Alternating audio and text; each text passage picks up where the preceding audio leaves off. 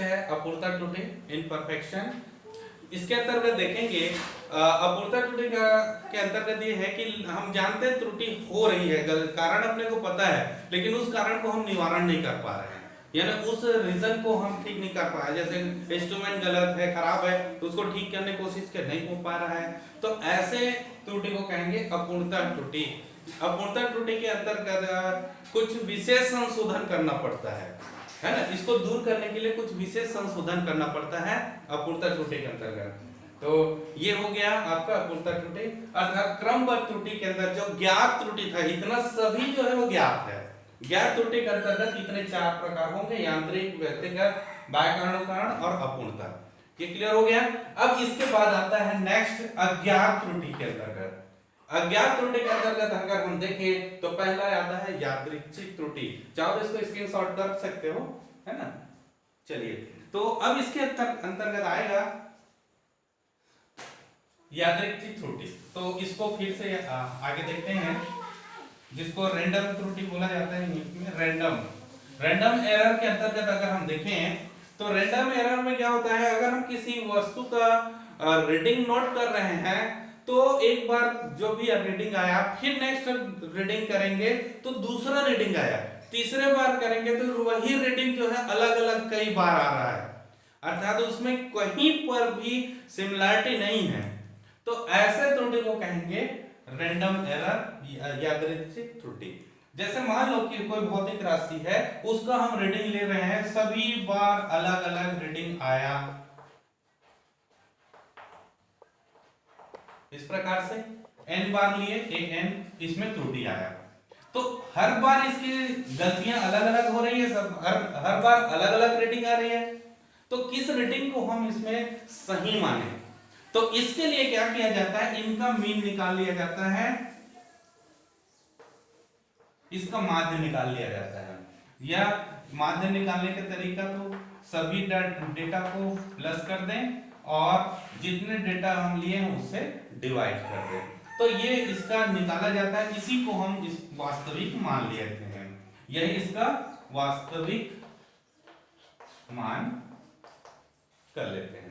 ठीक है, तो ये रैंडम एरर जो है यादृच्छिक त्रुटि बहुत मिलती है। हाँ, इसका क्या कारण है हम ये नहीं कह सकते, है ना तो इंस्ट्रूमेंट खराब है, ना हमारे रीडिंग लेने की तरीका गलत है, लेकिन दोनों ठीक होने के बावजूद भी अलग अलग रीडिंग आपको देता है ना। जैसे अगर हम वर्नियर स्केल का उपयोग करें, वर्नियर स्केल का उपयोग करें और इसका रीडिंग नोट करें, तो आप देखेंगे इसका रीडिंग अगर नोट करेंगे हर जगह, देखो सभी जगह चौड़ाई एक समान है, लंबाई एक समान है, अगर आप इसको नोट करेंगे तो हर जगह अलग अलग रीडिंग आएगा, और हर जगह अलग अलग रीडिंग, जैसे उदाहरण के तौर पर इसका व्यास को अगर हम नोट करें, व्यास को नोट करें, पहले बार रीडिंग आया 0.57, दूसरे बार रीडिंग आएगा 0.56, 0.58, 0.54, इस प्रकार से रीडिंग आएगा।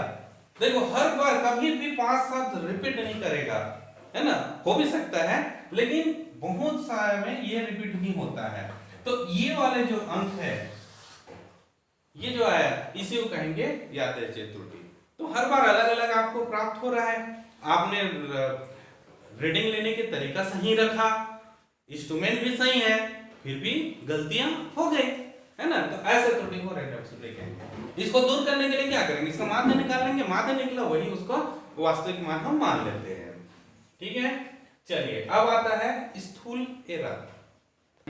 इसके आगे है स्थूल एरर। स्थूल एरर में क्या होता है, मापकर्ता के लापरवाही के कारण त्रुटि होता है, मापकर्ता की लापरवाही के कारण यह त्रुटि होती है।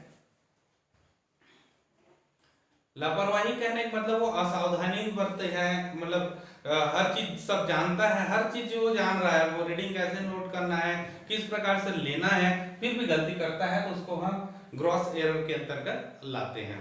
तो ये हो गया पूरा इसका एरर और उनके क्लासिफिकेशन। चलिए अब है त्रुटियों को व्यक्त करना। त्रुटियों को कैसे व्यक्त किया जाता है, तो त्रुटियों को ये 3 प्रकार से व्यक्त करते हैं। सबसे पहले निरपेक्ष त्रुटि। निरपेक्ष त्रुटि होता क्या है, निरपेक्ष त्रुटि निरपेक्ष त्रुटि जो होता है वास्तविक मान और मापित मान के अंतर को कहा जाता है।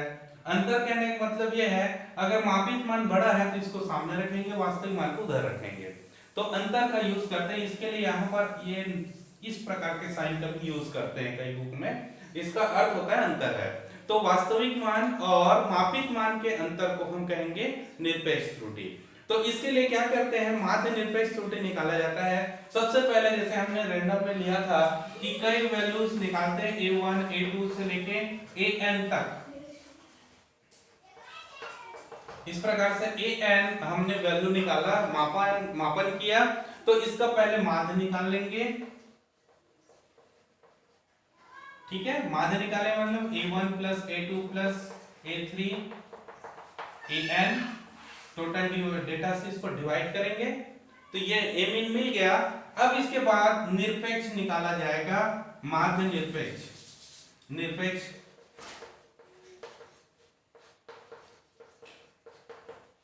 एब्सोल्यूट एरर के अंतर्गत देखें, निरपेक्ष मान निकालेंगे तो यहां पर लिया जाता है a mean a1 minus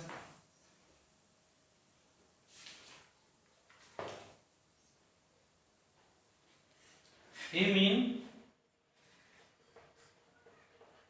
minus a1। सभी डेटा को निरपेक्ष यानी घटाते जाते हैं एक एक डेटा के साथ, इसको कह दें डेल a1। इसी प्रकार a मीन माइनस a2, इस सेकंड डेटा के लिए हो गया डेल a2। इस प्रकार से पूरे वैल्यूज को निकाल लेंगे, a mean minus an, that is del an। तो ये अब निकल गया निरपेक्ष मान। अब इसका माध्य निकाल लेते हैं, माध्य निरपेक्ष मान। माध्य निरपेक्ष मान के अंतर्गत सबको फिर जोड़ेंगे, del a1 del a2 del an divided by n, तो ये माध्य निरपेक्ष मान हो जाएगा। ठीक है, तो माध्य निरपेक्ष मान इस प्रकार से निकलता है। तो निरपेक्ष त्रुटि के अंतर्गत पहला व्यक्त करने का तरीका ये है। चलिए, अब सेकंड है आपेक्षिक त्रुटि। आपेक्षिक त्रुटि क्या होता है, रिलेटिव एरर के अंतर्गत देखेंगे तो यही माध्य निरपेक्ष मान होता है, उसको माध्य से भाग दिया जाता है तो रिलेटिव त्रुटि आ जाता है। यानी आपेक्षिक त्रुटि का अर्थ है माध्य निरपेक्ष त्रुटि बटे मध्यमान।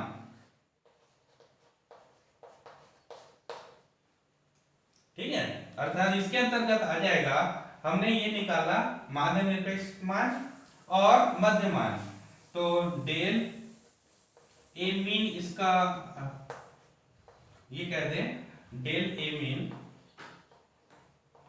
बाय a मीन, इसको कहेंगे माध्य निरपेक्ष त्रुटि। ठीक है, अब तीसरा जो होता है प्रतिशत त्रुटि। तो प्रतिशत त्रुटि के अंतर्गत इसी का हम प्रतिशत निकाल लें, यानी आपेक्षिक त्रुटि का प्रतिशत निकाला जाए तो कहलाता है प्रतिशत त्रुटि। तो आपेक्षिक त्रुटि का प्रतिशत त्रुटि कैसे निकालेंगे, प्रतिशत त्रुटि के लिए 100 से इसको मल्टीप्लाई कर दें, यानी आपेक्षिक त्रुटि प्रतिशत त्रुटि बराबर आपेक्षिक त्रुटि